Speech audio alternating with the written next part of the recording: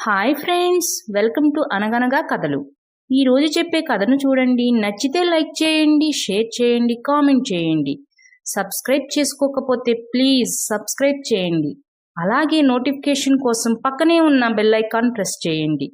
ఇక కథలోకి వెళదాం. అనగనగా ఒక గ్రామంలో కట్టెలు అమ్ముకునే గురవయ్య ఉండేవాడు.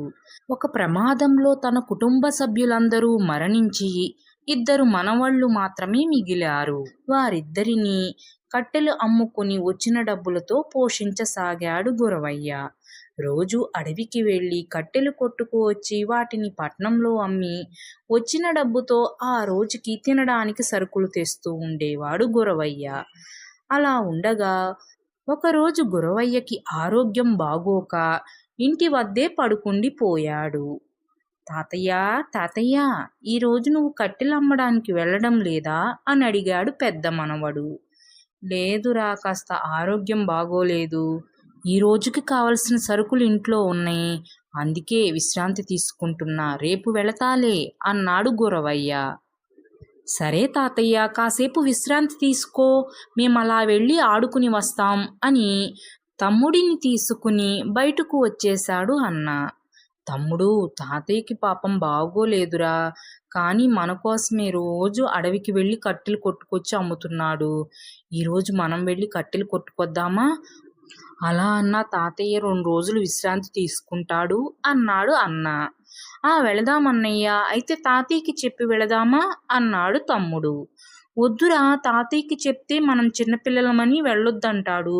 చెప్పకుండా వెళ్ళి మనం కట్టెలు కొట్టుకొచ్చి అమ్ముకొద్దామే అని అన్నాడు అన్న. సరే అన్నా, నువ్వెట్లంటే అట్లాగే అని అడవికి బయలుదేరారు అన్నాదమ్ముళ్ళిద్దరూ. వెళ్ళడమైతే వెళ్ళారు గాని కట్టెలు ఎలా కొట్టాలో వాళ్ళకి చేత కావడం లేదు. అయ్యో, ఈ కట్టెలు ఎలా కొట్టాలి? అసలు తాతయ్య ఎలా కొట్టి తీసుకొస్తాడు రోజు? మనకు తెలియడం లేదు. ఇప్పుడేం చెయ్యాలి? సరే తమ్ముడు, మనం తిరిగి ఇంటికి వెళ్ళిపోదాం.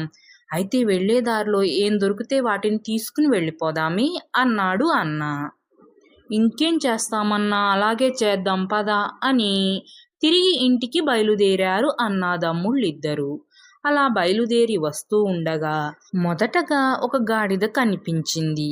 తమ్ముడు, ఈ గాడిదని తీసుకువెళదామా?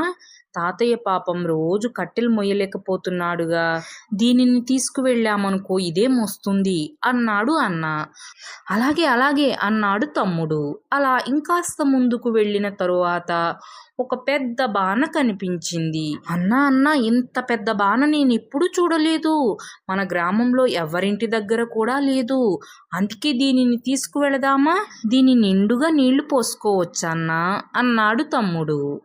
సరే అయితే దీనిని గాడిద మీద పెడదాం పద అని ఇద్దరూ కలిసి ఆ బాణను గాడిద వీపు మీద పెట్టి ముందుకు నడవసాగారు.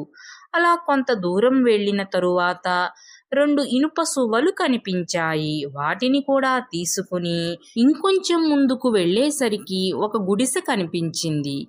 తమ్ముడు, అడవిలో ఇల్లుందేంటి? ఎవరిదో ఏంటో, ఒక్కసారి మెల్లగా వెళ్ళి లోపల ఎవరున్నారో లేదో చూసొద్దామా? ఎవరూ లేకపోతే అక్కడ ఏదైనా మనకు ఉపయోగపడేదుంటే అది కూడా తీసుకుని వెళ్ళిపోదాం అన్నాడు అన్న.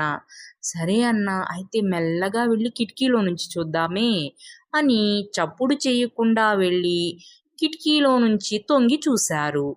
లోపల ఒక బ్రహ్మరాక్షసుడు ఉన్నాడు. వాడిని చూడడంతోనే తమ్ముడు అరవబోతూ ఉండగా అరచేతిని అడ్డుపెట్టి అరవొద్దన్నట్లు సైగ చేశాడు అన్న. అలా ఇద్దరూ శబ్దం చేయకుండా లోపల ఏం జరుగుతుందో గమనించసాగారు. చేతిలో ఉన్న పాత్రను చూస్తూ, గంధర్వుడు ఈ పాత్రను ఇచ్చి నాకెంత మేలు చేశాడో. ఆహారం ఏమడిగినా ఈ పాత్ర ఇచ్చేస్తుంది.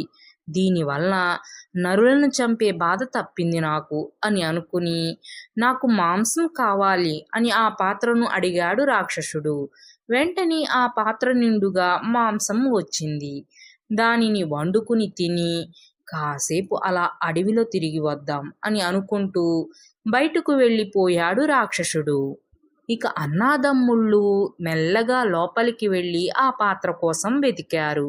అది ఒక ప్రక్కగా ఉంది. దానిని తీసుకుని ఇక అన్నా వెళ్ళిపోదామా అన్నాడు తమ్ముడు. వద్దు తమ్ముడు, దీనిని తీసుకుని వెళ్ళామంటే ఆ రాక్షసుడికి అనుమానం వచ్చి ఇది ఎక్కడ ఉందా అని వెతికి మరీ మనల్ని పట్టుకుంటాడు. అలా కాకుండా ఈ రాక్షసుడి పీడ వదిలించుకోవాలంటే నేను చెప్పినట్లు చెయ్యాలి. అలా చేద్దామా అని తను ఏమనుకుంటున్నాడో చెప్పాడు అన్న. సరే అన్న, అయితే అలాగే చేద్దాం అని గబగబా వెళ్ళి తలుపు గొళ్ళెం పెట్టాడు. పెట్టి ఇక రాక్షసుడి కోసం ఎదురు చూడసాగారు అన్నదమ్ముళ్ళిద్దరూ. కొంత సమయం తరువాత రాక్షసుడు వచ్చి ఇంట్లోకి వెళదామనుకుంటే తలుపు రావడం లేదు. ఎవరు లోపల? నా అనుమతి లేకుండా నా ఇంట్లోకి వెళ్ళడానికి ఎంత ధైర్యం? నేనెవరో తెలిసే వెళ్ళారా? నేను బ్రహ్మరాక్షసుడిని. తక్షణమే నా ఇంట్లో నుంచి బయటకు వచ్చేయండి అని అరిచాడు బ్రహ్మరాక్షసుడు. నువ్వు బ్రహ్మరాక్షసుడు అయితే నాకేంటి? ఇంతవరకు ఈ ఇల్లు నీదేమో, ఇప్పటి నుంచి మాత్రం ఈ ఇల్లు నాది. నువ్విక్కడి నుంచి వెళ్ళిపో అని లోపలి నుంచి గొంతు మార్చి పెద్దగా అరిచాడు అన్న. నేనెవరో తెలిసే అంటున్నావా ఆ మాట? ఒక్కసారి తలుపు తెరువు, నిన్నేం చేస్తానో చూడు అని అరిచాడు బ్రహ్మరాక్షసుడు. ఇదిగో, నేనిప్పుడే ఒక బ్రహ్మరాక్షసుణ్ణి భుజించి వచ్చి పడుకున్నాను. నా దగ్గర ఇప్పుడు లేచి వచ్చే ఓపిక లేదు కాబట్టి నువ్వు బ్రతికిపోయావు, లేదంటేనా నిన్ను అమాంతం మింగేసేవాడిని అని అరిచాడు అన్న. ఏంటి, బ్రహ్మరాక్షసుడినైనా నన్నే అమాంతం మింగేసేవాడివా? అసలు నువ్వెవరువు అని అడిగాడు బ్రహ్మరాక్షసుడు. నేను గీక్షకుడిని, నా ఆహారం బ్రహ్మరాక్షసులే అని చెప్పాడు అన్న. గీక్షకుడా? నేనెప్పుడూ వినలేదు, చూడలేదు. అసలు నువ్వెలా ఉంటావు? ఒక్కసారి బయటకు వచ్చి కనిపించొచ్చుగా అన్నాడు బ్రహ్మరాక్షసుడు. ఇదిగో, నీకు ముందే చెప్పాను, నేనొక బ్రహ్మరాక్షసుడిని భుజించి వచ్చానని. నా వల్ల కాదు కదలడం. కావాలంటే నువ్వే కిటికీలో నుంచి వచ్చి చూడు అన్నాడు అన్న. గబగబా బ్రహ్మరాక్షసుడు కిటికీ వైపు వెళ్ళాడు. ఇంతలో అన్నదమ్ముళ్ళిద్దరూ ఆ పెద్ద బాణను కిటికీ వద్ద ఉంచారు. అది కిటికీ నిండుగా సరిపోయింది. వచ్చి చూస్తే బానే కనిపిస్తుంది బ్రహ్మరాక్షసుడికి. ఇక్కడ ఏం నాకు కనిపించటం లేదు, ఏదో గుండ్రంగా పెద్దగా కనిపిస్తుంది అంతే అన్నాడు బ్రహ్మరాక్షసుడు. నీకు కనిపించేది నా పొట్ట. ఇప్పుడే బ్రహ్మరాక్షసుడిని భుజించాను కదా, అది కాస్త ఇంకా పెద్దదైపోయింది. అందుకే నీకు నేనేం కనిపించటం లేదు అన్నాడు అన్న. కనీసం నీ చేతులైనా చూపించవు అన్నాడు బ్రహ్మరాక్షసుడు. నా చేతుల్ని చూస్తావా? చూడు, కానీ ముట్టుకోవద్దు. ముట్టుకున్నావో మాడి మసైపోతావు.